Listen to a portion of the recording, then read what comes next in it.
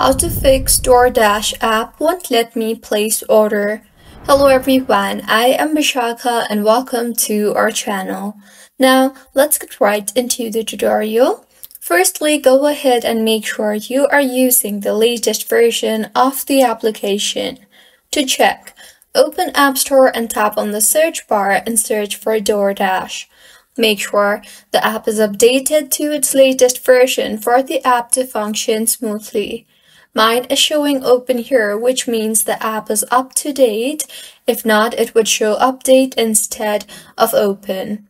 See if the issue is fixed or not.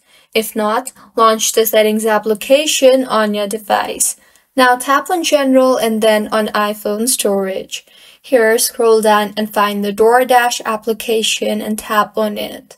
Now, tap on the Offload App option and offload the app and reinstall the app again, as doing this will clear the cache in the application. Doing this will also free up storage used by the app and will further fix the bugs in the app. And if your issue is still not fixed, try to delete the app and reinstall the app again.